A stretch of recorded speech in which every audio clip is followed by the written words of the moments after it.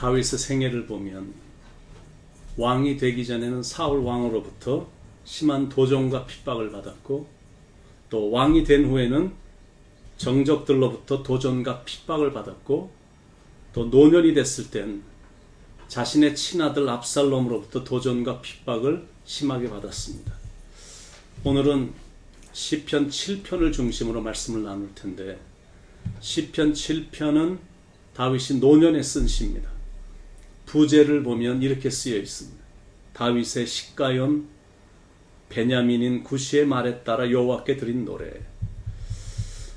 이 순간은 다윗의 일생에서 가장 치욕적인 순간입니다.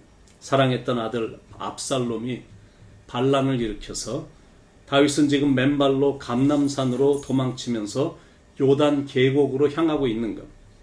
이스라엘의 가장 위대한 장군, 가장 존경받는 왕인 다윗이 자기가 낳은 친아들에게 쫓겨서 도망가는 것도 치욕적인데, 이런 치욕적인 상황에서 바울임이라는 곳에 이르렀는데 베냐민 지파의 굿이라는 사람이 나타나서 다윗을 알아보고는 막 저주를 퍼붓고 있는 것. 그러자 다윗의 부하들이 화가 나서 그를 죽이겠다고 하자 다윗이 그들을 말리며 이렇게 말을 하는 거예요. 내 몸에서 난 아들도 내 생명을 헤아려 하거든 하물며 이 베냐민 사람이랴. 여호와께서 저에게 명하신 것이니 저로 저주하게 버려두라. 혹시 여호와께서 나의 원통함을 감찰하시리니 오늘날 그 저주 까닭에 선으로 내게 갚아주시리라. 이게 바로 다윗의 위대함입니다. 다윗의 신앙과는 뭐였냐면, 사람들은 뭐라고 그래도 하나님은 나의 원통함을 감찰하고 계신다. 이거 하나면 충분하다라는 거예요. 하나님이 다 아시는데 하나님이 다 알고 계시는데, 이해하시는데 3절에서 5절에 여호와 내 하나님이여 내가 이런 일을 행하였거나 내 손에 죄악이 있거나 확신한 자를 악으로 갚았거나 내 대적에게서 까닭 없이 빼앗았거든 원수가 나의 영혼을 쫓아잡아 내 생명을 땅에 짓밟게 하고 내 영광을 먼지 속에 살게 하소서. 8절과 9절에도 여호와께서 만민에게 심판을 행하시오니 여호와여 나의 의와 나의 성실함을 따라 나를 심판하소서. 악인의 악을 끊고 의인을 세우소서. 의로우신 하나님이 사람의 마음과 양심을 감찰하시나이다. 하나님, 제가 비록 이렇게 죄인의 모습으로 도망은 가고 있지만 제가 죄 짓지 않은 걸 하나님은 아시오니 하나님께서 판단해 주십시오. 인생을 살다 보면 잘못도 하지 않았는데 억울하게 당할 때가 있습니다. 그러나 분명한 건 하나님은 사람의 마음과 양심을 감찰하시는 분이시다라는 거예요. 억울하고 불공평한 것들을 하나님은 다 보고 계시다는 사실입니다. 하나님의 백성들을 다 보고 계시기 때문에 끝까지 억울하게 내버려 두시지 않으신다라는 거예요. 아니, 내버려 두지 않는 정도가 아니라 정직한 자를 때가 되면 구원해 주신다라는 거예요. 10절에 나의 방패는 마음이 정직한 자를 구원하신 하나님께 있도다. 그래서 정직한 삶을 살기 위해 기도해야 되고, 그리고 자기가 기도한 대로 정직하게 자신도 살아야 됩니다. 그래야 하나님이 그 삶을 더 왕성하게 해주시고 자손만대에 복을 내려주신다는 거예요. 아무리 구시 같은 사람이 주위에서 모함하고 거짓말하고 비웃고 조롱하고 마음을 아프게 해도 끝까지 다윗처럼 행동하는 것을 배우는 겁니다.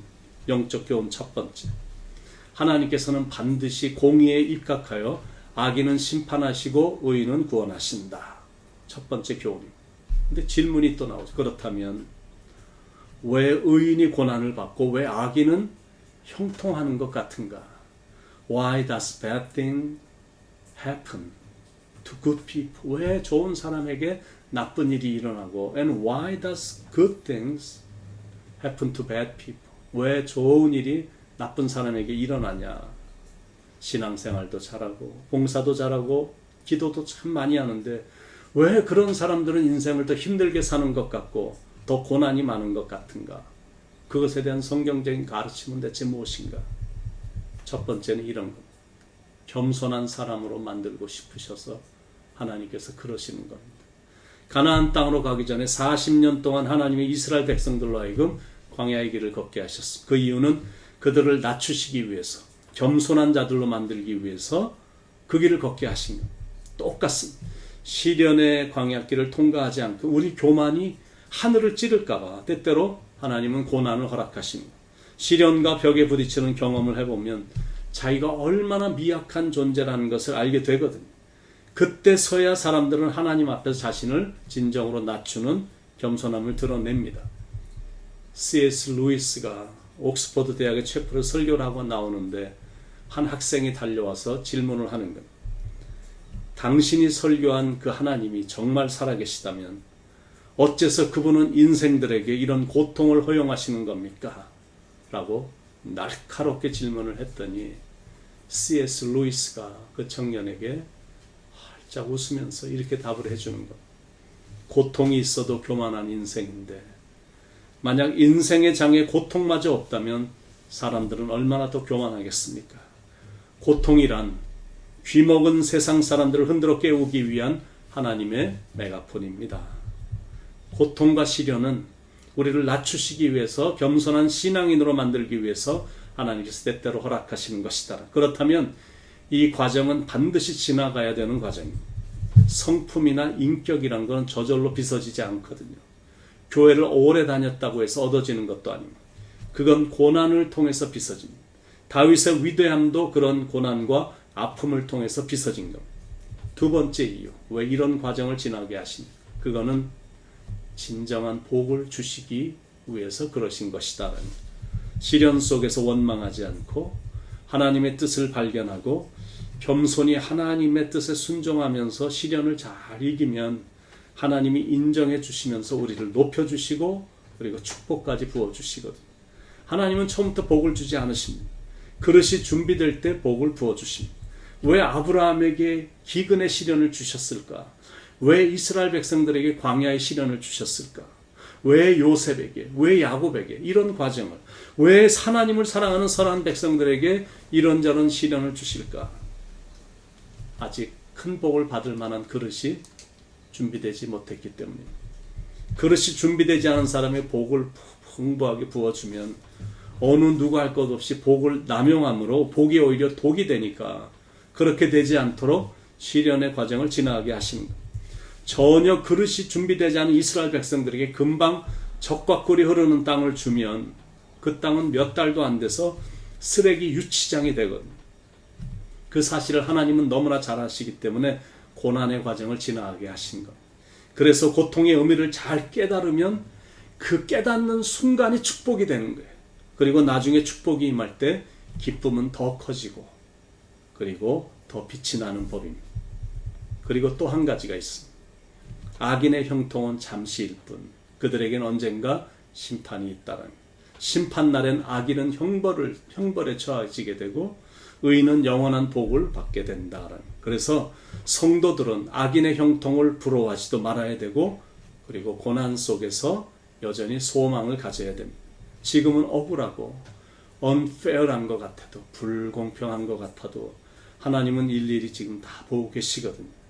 물론 고통이 심하면 하나님이 나는 거절하고 악인의 손을 들어준 듯한 느낌이 들 수는 있습니다. 그래도 하나님을 하여튼 끝까지 신뢰해야 됩니다. 하나님은 신실하시고 공의로우신 하나님이시기 때문에 그렇습니다. 그 순간에도 하나님은 일하고 계십니다. 하나님은 당신의 백성들을 끝까지 억울하게 내버려 두지 않으십니다.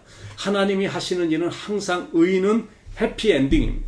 그래서 끝까지 하나님을 신뢰하며 나가는 겁니다. 영적 교훈 두 번째. 그러므로 구시 같은 사람이 모함하고 마음을 아프게 해도 다윗처럼 행동하자. 다윗이 취한 행동 첫 번째는 의로우신 하나님 앞에서 늘 정직했습니다. 10절에 나의 방패는 마음이 정직한 자를 구원하신 하나님께 있도다. 그러니까 하나님이 보시기에 정직하다고 생각하시면 그것으로 충분한 거거든요. 혹시 사람들에게는 정직하게 보인다 할지라도 하나님 앞에서 정직하지 못하면 그거는 결국 불행을 자초하는 겁니다. 그러므로 하나님 앞에서 늘 정직한 사람이 되어야 된다는 거예요. 두 번째 다윗이 취한 행동은 의로우신 재판장이신 하나님께 모든 판단과 결정을 맡겼습니다. 11절로 16절에 하나님은 의로우신 재판장이시며 매일 분노하신 하나님이시로다. 사람이 회개하지 아니하면 그가 그의 칼을 가시며 그의 활을 이미 당기어 예비하셨도다. 죽일 도구를 또한 예비하시며 그가 만든 화살은 불화살들이로다. 악인이 죄악을 낳으며 재앙을 베어 거짓을 낳았도다. 그가 웅덩이를 파 만들며 지가 만든 함정에 빠졌도다. 그의 재앙은 자기 머리로 돌아가고 그의 포악은 자기 정수리에 내리리로다.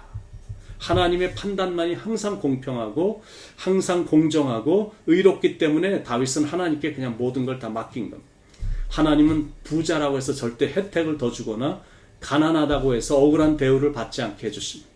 하나님은 돈 많은 사람이라고 승리하게 하지 않으시고 정직하고 의로운 사람으로 승리케 하십니다. 그러므로 항상 정직하게 살고 모든 일은 다 하나님께 맡기고 살아야 된다라는 것. 다윗이 취한 행동 세 번째입니다. 하나님의 최종 결정을 기다렸습니다. 다윗은 기다렸어. 그것도 20년이란 긴 세월이라 할지라도 여인이 해산을 기다리는 것처럼 하나님의 결정을 하여튼 묵묵히 기다렸습니다. 그래서 다윗은 승리자가 될 수 있었던 것. 좋은 날이 올 것을 갈망하며 하나님을 끝까지 신뢰하며 하나님의 때를 묵묵히 기다리는 인내를 우리는 다윗에게서 배우는 것. 다윗이 취한 행동 네 번째, 하나님께 감사를 드렸습니다. 17절에 내가 여호와께 그의 의를 따라 감사하며, 우리가 이 땅을 살아가면서 잊지 말아야 될 것은 무조건 감사합니다. 이래도 감사, 저래도 감사, 범사에 감사하며 인생을 사는 것. 다윗처럼 다윗은 항상 범사에 평생 동안 감사하며 살았습니다. 어떤 상황에 처해져도 하나님께 감사했습니다. 그런 자세가 하나님의 마음에 쏙 든 겁니다. 우리도 그렇게 범사에 감사하며 사는 겁니다.